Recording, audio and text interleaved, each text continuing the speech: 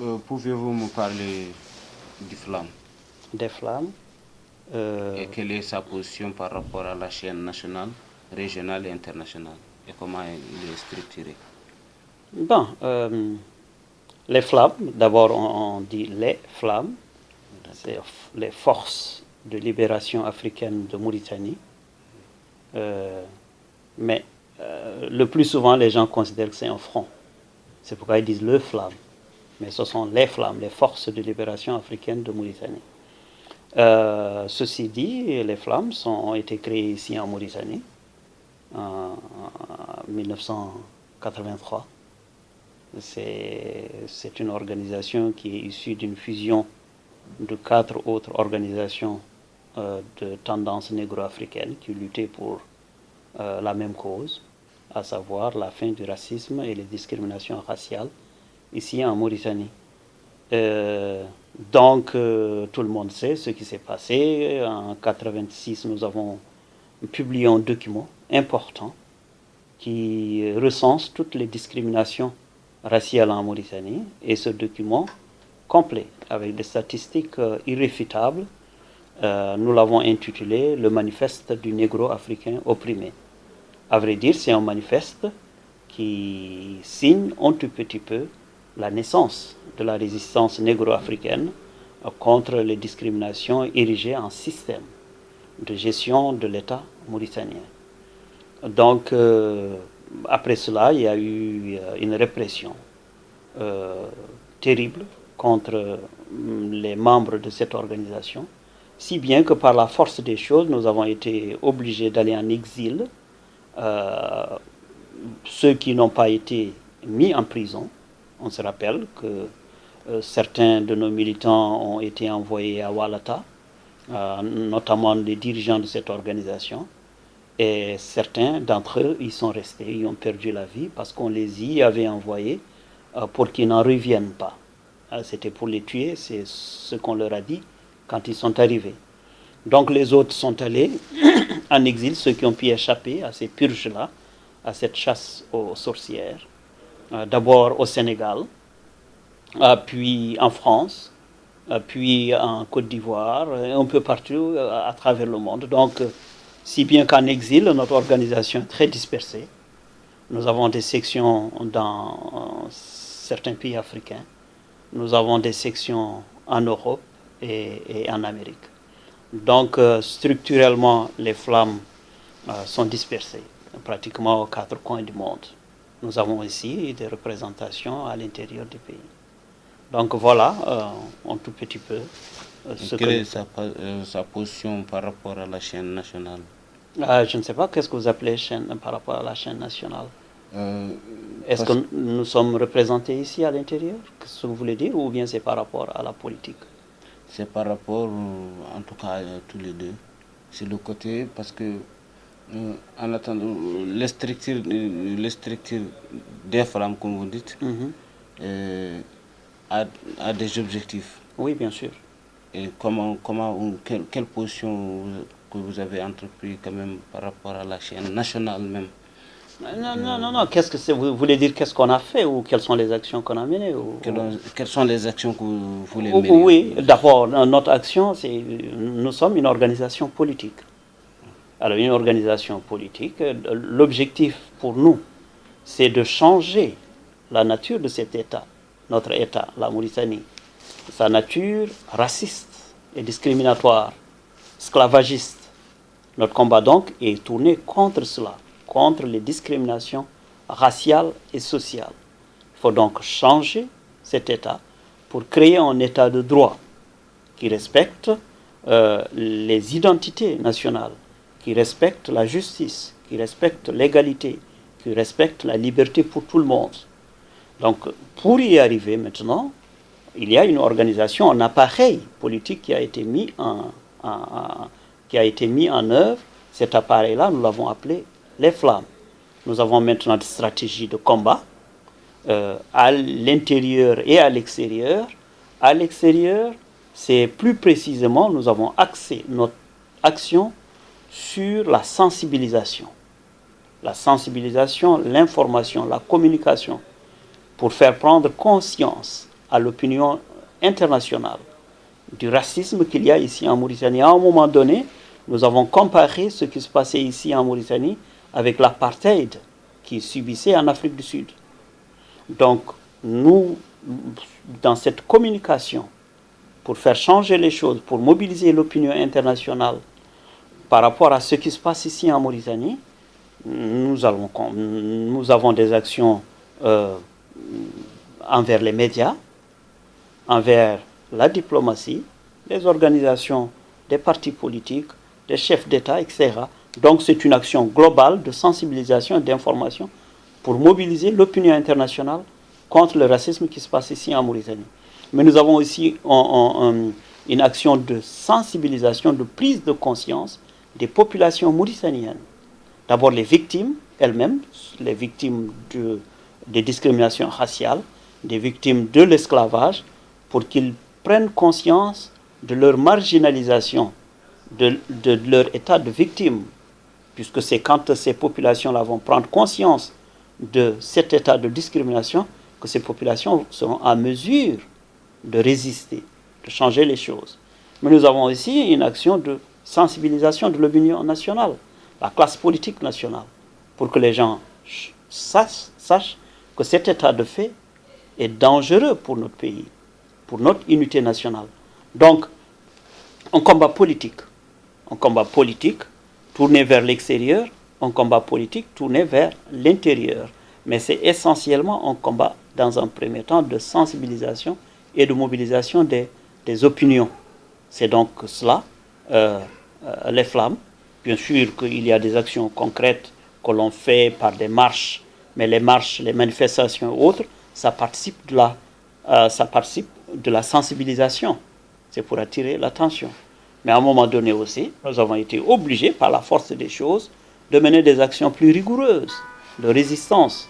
Parce que le régime de Maouia ne laissait pas la chance au dialogue, à la concertation pour que les problèmes soient réglés. Voilà donc un tout petit peu ce que nous faisons. Lorsque vous étiez chassé, quand même, bon, c'est dit à des causes et à des faits aussi. Aujourd'hui, les flammes sont actuellement redéployées en Mauritanie. Est-ce que vous jugez le terrain plus processus ou plus pire qu'avant? Non. À vrai dire, les flammes, pour reprendre ce que vous venez de dire, sont en train de se redéployer, sont en train de revenir ici en Mauritanie. C'est un processus qui est engagé, qui est long, qui est délicat, qui demande la mise en œuvre de beaucoup de choses à la fois. C'est pourquoi ça prend du temps. D'abord, nous avons des structures à l'intérieur qui ont été redynamisées, qui existaient, qui ont été redynamisées. Nous avons notre section du Sénégal qui a été la première à se redéployer ici sur le terrain. Cette section conduite par notre camarade Mamadou Wane, qui est membre de notre bureau exécutif national. Puis moi-même, je suis là depuis maintenant quelques mois pour mettre la dernière main sur les préparatifs de ce retour effectif de notre organisation, et notamment le retour du président des Flammes, le président Samba Thiam, qui va venir incessamment avec les camarades qui sont ici sur le terrain. Nous sommes en train d'abattre un travail important de sensibilisation, de mise en place de structures d'accueil, de contact politique avec toute la classe politique et tout cela, donc pour que ce retour soit effectif. Est-ce que le terrain il est plus propice actuellement? En tout cas, nous avons décidé de revenir. Nous avons décidé de revenir puisque nous avions des préalables que nous avions posés. Nous pensons que parmi ces préalables-là, il y en a certains qui ont plus ou moins été satisfaits, ou en tout cas, ce sont des préalables qui participent un peu à décrisper le climat social, le climat politique national. Parmi ces préalables-là, il y avait le retour des déportés. C'est nous qui sommes restés avec ces déportés pendant tout le temps qu'ils étaient à l'extérieur. Nous les avons encadrés, nous les avons soutenus. Beaucoup de nos militants eux-mêmes sont des déportés. Nous avions estimé que nous ne pouvions pas revenir, l'organisation ne pouvait pas revenir tant que ces déportés restaient encore à l'extérieur. Donc les déportés ont été ramenés. L'autre préalable également, il y avait le passif humanitaire. Nous pensions que ce problème-là devrait être abordé, sinon, à défaut d'être complètement réglé, au moins que l'État, les autorités montrent de la bonne volonté de le régler. En ce moment-là, le climat, à un dialogue serein, pouvait s'instaurer. C'est pourquoi donc ces deux préalables remplis, nous avons estimé que c'est normal que nous revenions. Ce n'est pas que tous les problèmes ont été réglés, non.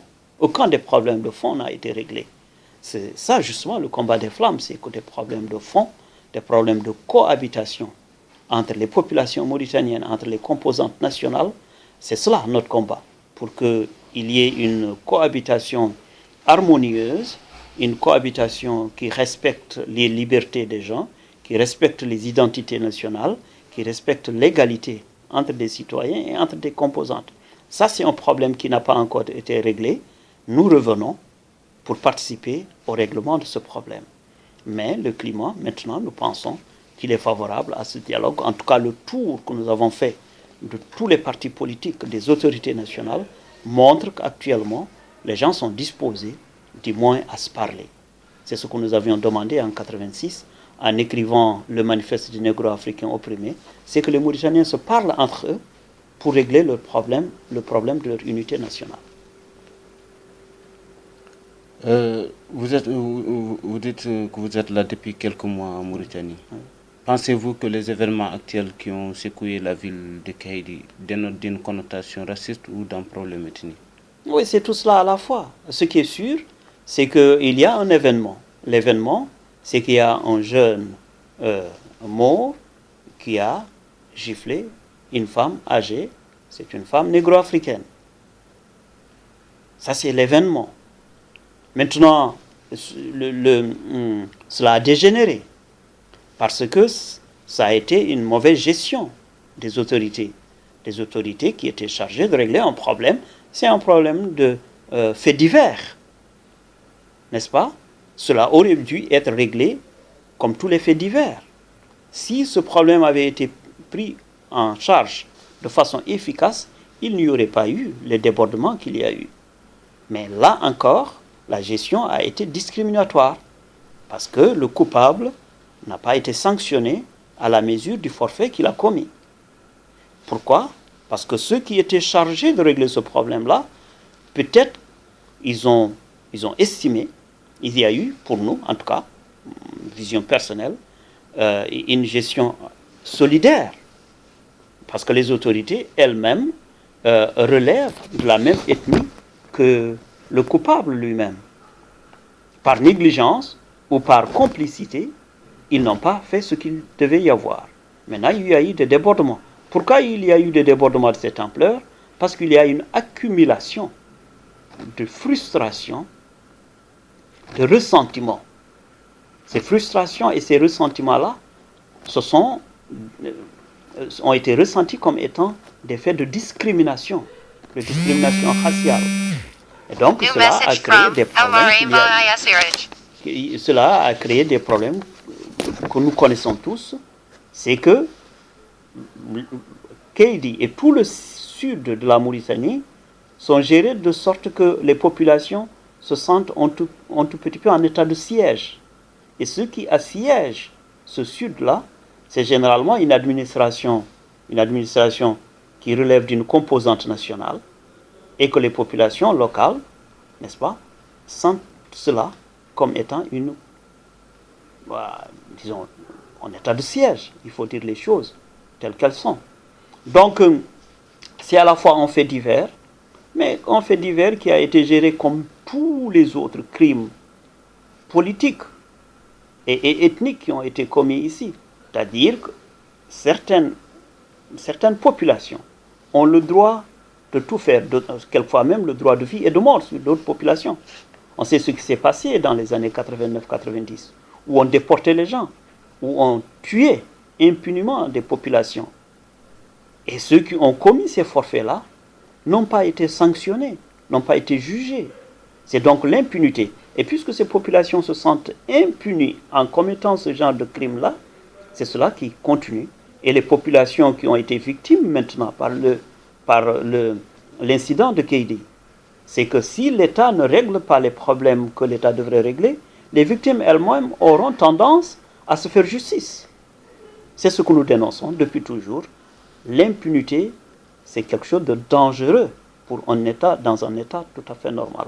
C'est cette impunité que nous avons dénoncée devant le président de la République quand nous avons eu l'occasion de le rencontrer, pour lui dire que les crimes, ce qu'on appelle le passif humanitaire, ne doit pas rester impuni. Sinon, c'est l'impunité qui va se perpétuer et un jour ou l'autre, les populations victimes elles-mêmes vont se prendre en charge, n'est-ce pas, leurs propres problèmes, et ce sera la vengeance, et c'est une spirale sans fin, et c'est dangereux pour notre pays. Donc, c'est un fait divers qui a débordé parce qu'il y avait un soubassement de frustration et d'injustice accumulée. Vous avez parlé un peu de rencontre avec le président. Oui. Quel était l'objectif de cette rencontre en France? Ce n'était pas en France. J'ai rencontré le président de la République, notre camarade Mamadou Wane et moi. Nous avons rencontré le président de la République ici à Nouakchott, le 28 avril 2013. C'est une rencontre politique qui s'inscrit dans le cadre des préparatifs de notre retour ici au pays.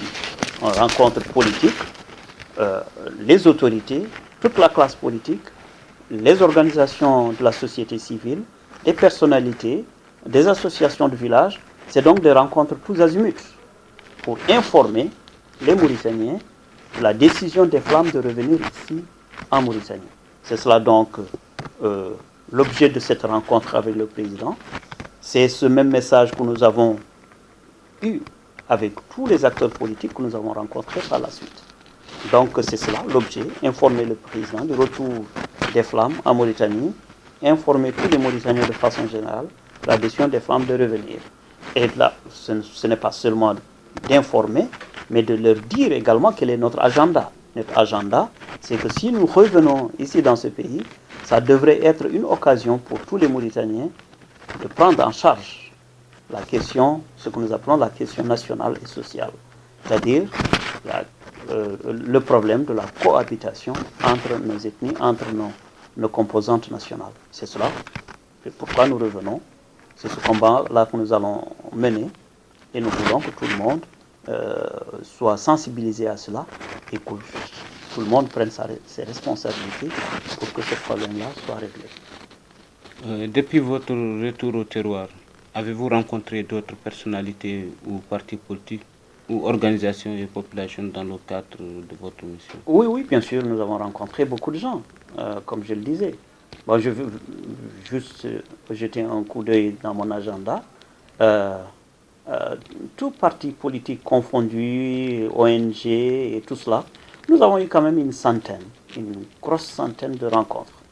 À peu près 40, 46, 45 partis politiques et organisations de droits de l'homme, des associations de villages que nous avons rencontrées. Individuellement, nous avons rencontré des personnalités importantes. Ici, des leaders d'opinion, des dignitaires religieux, des notables politiques, environ une cinquantaine de personnes. Et la liste continue, puisque nous allons continuer à rencontrer les Mauritaniens dans leur diversité ethnique, dans leur diversité politique, d'opinion. Donc, c'est des rencontres tous azimuts, parce que les Flammes, c'est cela. Nous voulons que les Mauritaniens se rencontrent et que les Mauritaniens se parlent. C'est en se parlant qu'on peut régler nos problèmes, simplement. Allez-vous participer aux prochaines élections municipales, législatives et présidentielles? Et sous quel angle? D'abord, nous ne savons même pas s'il y aura élection. Et ensuite, ce n'est pas, à vrai dire, notre grande priorité. Dans notre ordre de priorité, les élections, ce n'est pas encore cela. Notre problème, d'abord, dans l'état actuel des choses, c'est de revenir ici, dans ce pays-là. C'est de nous restructurer, de nous réimplanter ici, en Mauritanie. Et donc, c'est cela notre priorité. Les élections, on verra. Mais pour le moment, ce qui nous préoccupe, c'est de réussir le retour de notre président, le retour de notre organisation. Et ensuite, la priorité, pour nous, la priorité politique. Pour nous, c'est que les Mauritaniens se parlent pour régler leurs problèmes. Parce que les élections, ça ne règle pas les problèmes de fond. C'est une erreur que la classe politique pense qu'on peut se contenter de faire des élections. Et le plus souvent, d'ailleurs, en Afrique, c'est parce qu'il y a des problèmes de fond qu'on ne règle pas, et on se contente d'organiser des élections, ce qui fait qu'au lendemain des élections, il y a toujours des violences. Parce que des problèmes de fond de démocratie ne sont pas encore réglés. Les élections, c'est la consécration de la démocratie. Mais ce n'est pas seulement ça, la démocratie. La démocratie, c'est quand il y a l'égalité. La démocratie, c'est quand il y a la justice. La démocratie, c'est quand il y a la liberté. En amont, la démocratie, c'est d'abord un état de droit. Les élections, c'est juste pour confirmer qu'il y a un état de droit. Et pour nous, en Mauritanie, il n'y a pas encore d'état de droit. Parce qu'il y a des gens qui sont encore dans l'esclavage, parce qu'il y a des discriminations raciales, et ça c'est la grande majorité de la population qui est laissée comme cela en rade. Donc, dans ces conditions-là, les élections, ce n'est pas notre priorité, à vrai dire. Est-ce que vous avez des liens avec la coordination de l'opposition démocratique? Lien formel, non. Mais nous avons rencontré tous les partis politiques. Nous n'avons pas rencontré ce qu'on appelle la CODE en tant que telle, la coordination de l'opposition démocratique en tant que telle. Mais nous avons rencontré les partis qui composent la CODE individuellement. Donc nous avons des rencontres bilatérales avec les partis politiques. Nous ne nous avons pas rencontrés en tant qu'entité. Et nous en sommes là. Bon, par rapport à ces partis politiques, nous avons échangé avec ces partis. Nous partageons certaines choses. Mais comme je le disais tout de suite, nous ne partageons pas l'ordre des priorités. Nous sommes préoccupés par un agenda électoraliste. Nous sommes préoccupés par le règlement de la question nationale de cohabitation de nos populations. Comment comptez-vous continuer votre lutte? Allez-vous garder votre mouvement tel qu'il est ou créer un parti politique ou s'allier avec d'autres pour continuer? Les flammes vont revenir d'abord en tant que flammes, en tant qu'organisation politique dénommée Force de libération africaine de Mauritanie. Nous sommes en train de faire le terrain, nous sommes en train d'organiser des rencontres avec nos militants, avec les populations mauritaniennes de façon générale. Nous sommes en train de rencontrer les acteurs politiques. Nous allons, à l'issue de ces rencontres-là, à l'issue de notre redéploiement, nous ferons le point et nous allons convoquer un congrès de notre organisation pour décider de l'avenir de notre organisation. En tout cas, le combat va continuer ici sur le terrain. Votre organisation parle actuellement de l'autonomie. Pouvez-vous être plus clair sur cette question? Et comment comptez-vous faire en sachant que les négros mauritaniens sont dispersés un peu partout sur le territoire mauritanien? Bon, ce que nous constatons dans ce pays-là, qu'il y a un problème de cohabitation entre les composantes nationales de ce pays. Nous ne sommes pas le seul pays au monde où il y a diverses populations qui cohabitent. Nous nous inspirons aussi de ce qui se passe ailleurs. Quand des pays où des entités ont été confrontées au même problème que nous avons ici, ils ont envisagé des solutions pour le régler. Nous avons dit qu'il faut régler le problème de cohabitation dans notre pays. C'est un problème réel, un problème qui a conduit à des drames extrêmement graves que l'on connaît. Nous ne pouvons pas rester là à faire semblant que tout va bien, alors qu'à tout moment, il peut y avoir encore des débordements, il peut y avoir des événements douloureux.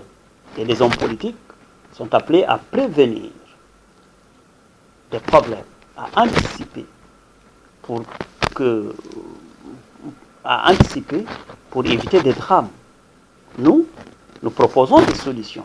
Jusqu'à présent, tout le monde parle d'unité nationale, mais il n'y a pas de contenu dans cette unité nationale.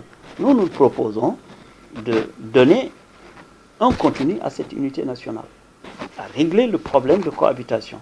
Nous pensons dans l'état actuel des choses, après avoir constaté que l'état unitaire tel que nous l'avons ici, tel que nous l'avons hérité de la colonisation, à savoir le jacobinisme qui centralise tout, nous pensons qu'il y a un échec. Ça n'a pas marché, ça n'a pas réglé le problème d'unité nationale. Et puisque quelque chose ne marche pas, ou on l'améliore, ou on le change. Les hommes politiques en particulier, doivent être suffisamment intelligents et courageux pour envisager des solutions audacieuses. Nous proposons comme solution l'autonomie, ce que nous appelons une autonomie régionale. En Mauritanie, il est normal, il est possible que l'on crée 2 entités autonomes. À l'intérieur de ces entités autonomes-là, il y aura des provinces.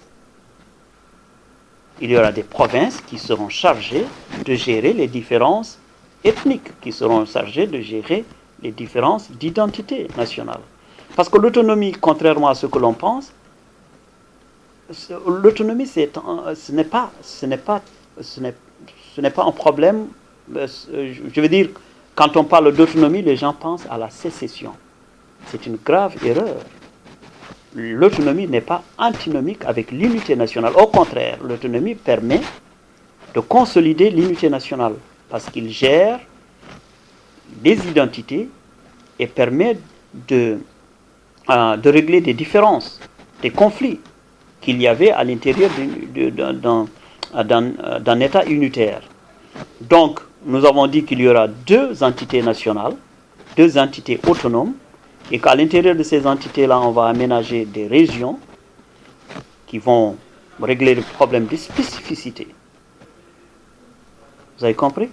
Et donc, la dispersion des populations à l'intérieur, non, parce que l'autonomie n'est pas antinomique avec la libre circulation des populations à l'intérieur des entités autonomes. Donc, il y aura forcément des minorités, et ces minorités-là seront gérées dans le cadre de ces régions, de ces provinces qu'on va créer à l'intérieur de ces régions autonomes. Donc, l'autonomie en amont règle 2 problèmes.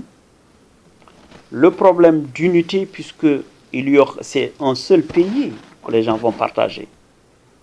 Il y aura une autorité centrale qui va s'arroger des fonctions de souveraineté, comme par exemple la diplomatie, comme la défense nationale, comme la monnaie. Ça, ce sera géré par le pouvoir central. Maintenant, il y aura des délégations de pouvoir au niveau des régions, au niveau des provinces, parce que c'est au niveau des provinces et parce qu'il y a diversité que ces diversités-là seront gérées. Les populations locales vont prendre en charge leurs affaires économiques, vont prendre en charge leurs affaires culturelles, vont promouvoir leur langue à l'intérieur de ces provinces-là, à l'intérieur de ces régions, à l'intérieur, n'est-ce pas, comme je le disais. Donc, ça règle en même temps le problème d'unité nationale et ça règle aussi ce qu'on a inscrit maintenant dans la Constitution, à savoir le droit à la différence. C'est ça, c'est l'affirmation, la concrétisation du droit à la différence et en même temps en consolidant l'unité nationale parce qu'il y a quand même quelque chose que nous partageons. Nous partageons le même territoire et le même désir de vivre ensemble. Et donc, l'autonomie ne devrait pas faire peur. Il y a des détails importants. C'est ce que nous allons proposer comme projet de société. Ce projet de société sera mis à l'appréciation des populations, de la classe politique. En tout cas, au moins nous avons le courage et l'audace de proposer quelque chose pour régler les problèmes d'unité, contrairement à la plupart des acteurs politiques qui jouent un peu la politique, ce qu'on appelle la politique de l'autruche. Faire semblant que tout va bien, alors que tout le monde sait que ce problème d'unité nationale-là, il est réel et il doit être réglé. Certaines personnes pensent que votre organisation n'est constituée que des féodaux, d'une seule communauté particulièrement Halpulaar, et surtout de la région de Gourgour. Que répondez-vous à ces gens? Je dis tout simplement qu'ils ne connaissent pas les flammes. C'est la réponse la plus simple. Alors, composer le féodaux, qu'est-ce que vous appelez les féodaux? Nous n'avons jamais demandé à quelqu'un, c'est-à-dire que nous ne faisons pas d'enquête pour savoir qui est qui. D'ailleurs, par rapport à cette question, nous avons l'habitude de dire, ne nous demandez pas combien nous sommes ou qui nous sommes. Le plus important, c'est de savoir pour quelle cause nous nous battons. Si cette cause elle est juste, tout le monde devrait la prendre en charge. si elle est juste et que les gens savent que c'est une cause juste, ceux qui n'adhèrent pas à la lutte pour cette cause-là, c'est à eux qu'on devrait poser la question pourquoi vous n'y venez pas. Mais au contraire, on devrait féliciter ceux qui combattent pour une cause juste. Et la cause que les flammes, pour laquelle les flammes se mobilisent, c'est une cause juste, à savoir qu'il y a des discriminations raciales ici en Mauritanie, c'est indéniable, à savoir qu'il y a de l'esclavage dans ce pays, et ce sont des problèmes qui doivent être réglés, et les flammes ont dédié leur combat au règlement de ces problèmes-là. Pour le reste, ce sont des spéculations, ce n'est pas tellement important pour nous. L'important, c'est qu'il y a une cause, et il y a des Mauritaniens, des patriotes mauritaniens, qui s'organisent pour lutter pour que cette cause-là triomphe, c'est à savoir une cause de justice, d'égalité et de liberté pour tous les Mauritaniens. Vous avez même parlé un peu de l'esclavage. Bon, quelle est votre position par rapport à l'esclavage en Mauritanie? Considérez-vous que les Aratines comme une communauté différente des Morts Blancs? Ce n'est pas nous qui devons considérer. Vous savez, il y a des populations, on constate qu'il y a diversité ethnique dans ce pays, il y a diversité raciale. Ce sont les Haratines eux-mêmes qui doivent s'assumer. Je pense que de plus en plus, ils s'assument comme une identité à part entière. Et nous les soutenons dans cette revendication pour la reconnaissance de leur identité pleine et entière. Et je pense que ça ne fait de mal à personne de reconnaître les gens dans ce qu'ils sont. Ce serait dangereux de vouloir réduire les gens aux autres, d'étouffer la diversité culturelle, d'étouffer la diversité raciale. Ce sont des faits indéniables. Ce n'est pas parce que nous constatons que vous êtes Peul, ou que vous êtes Soninké, ou que vous êtes Haratine, ou que vous êtes Arabe, que vous ne pouvez pas vivre ensemble. Non, nous pouvons vivre ensemble si chacun est reconnu dans ce qu'il est, dans ce qu'il apporte à cette unité, une unité diverse, une unité dans la diversité. C'est ce que nous soutenons. Les Haratines, les leaders politiques Haratines, ont des revendications. D'abord, une revendication nationale qui devrait être assumée par tous les Mauritaniens, c'est que les esclaves soient libérés, que l'esclavage soit complètement éradiqué dans ce pays. Il existe encore des milliers de populations haratines qui vivent sous le joug de l'esclavage. Esclavage brutal. Donc, nier maintenant en parlant de séquelles, il y a bien sûr des séquelles, mais il y a la réalité dure de l'esclavage. Les haratines les esclaves doivent être libérés, et que si les haratines estiment que c'est une identité à part, eh bien ils sont une identité à part puisque c'est indéniable. Selon certaines sources, vous venez d'effectuer un voyage à l'intérieur du pays. Est-ce que ce voyage rentre dans le cadre de redéploiement de votre mouvement ou c'est un voyage personnel? Non, bon, je suis ici en mission. Mes déplacements rentrent dans le cadre des préparatifs du retour de notre organisation. Nous avons organisé effectivement une tournée à l'intérieur du pays, notamment nous sommes allés dans le Kharza. Nous avons visité 11 villages composés pour la plupart de Mauritaniens qui ont été ramenés de la déportation. Nous sommes allés à leur contact, voir de près les réalités difficiles qu'ils vivent.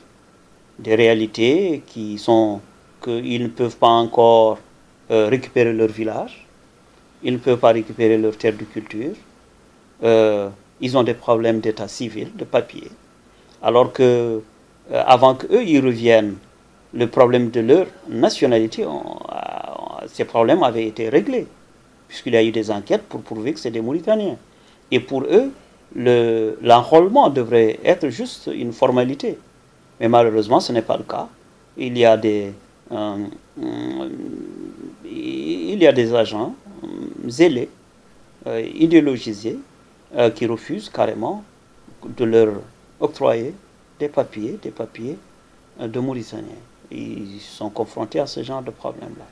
Donc, nous sommes allés même plus loin. Nous sommes allés à Kédi, nous sommes allés à Silbabi, nous continuons à aller à la rencontre des Mauritaniens pour d'abord les informer de la décision de notre organisation de revenir, mais aussi pour reprendre en main notre discours, le discours des flammes. Parce que pendant notre absence, ou même avant qu'on parte en exil, notre discours a été récupéré par le système Mahuia en premier pour le manipuler, pour le dénaturer, pour le falsifier. Le discours des flammes, c'est un discours patriotique. Ce discours-là, nous allons le reprendre en main. Nous allons expliquer aux Mauritaniens ce que c'est que les flammes. Nous allons expliquer aux Mauritaniens notre projet de société. Nous allons expliquer aux Mauritaniens quelles sont nos motivations.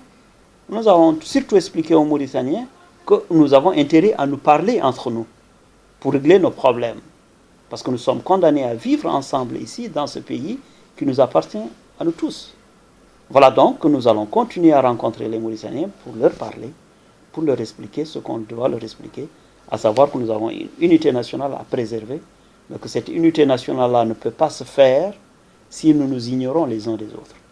Si nous essayons de réduire certaines identités, si nous continuons à privilégier le diktat d'une composante nationale sur les autres, que ça n'a pas d'avenir, que les Mauritaniens sont intelligents, ils aiment leur pays, ils peuvent se parler, et s'ils se parlent, ils peuvent se comprendre.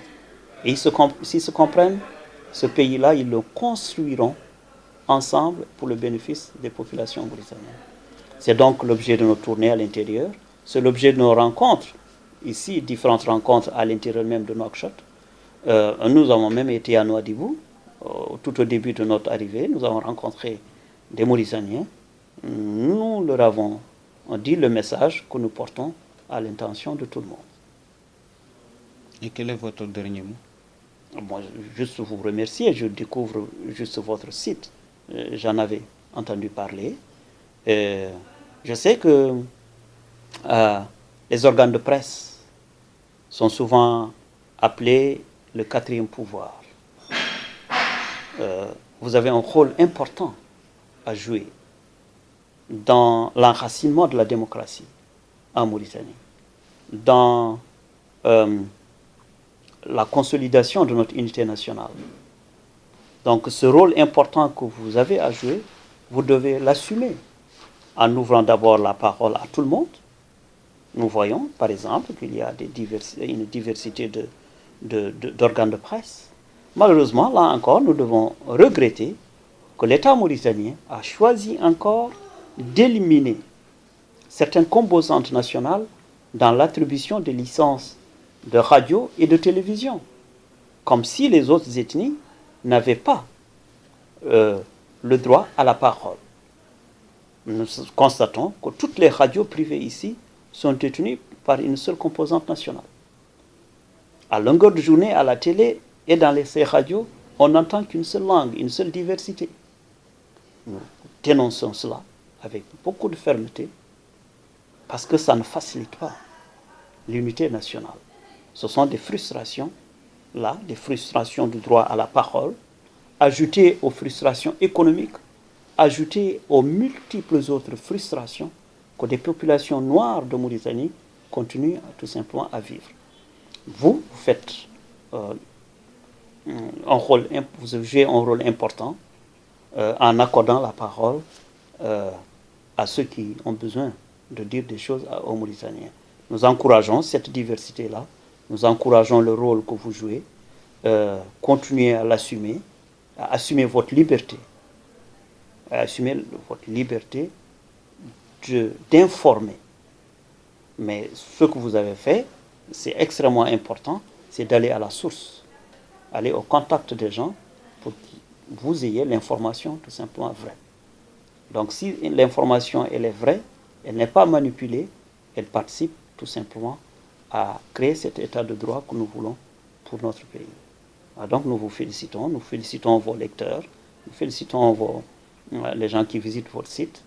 Et c'est bien pour notre pays qu'il y en ait beaucoup plus. Monsieur le vice-président, merci. Merci beaucoup. Merci. Merci.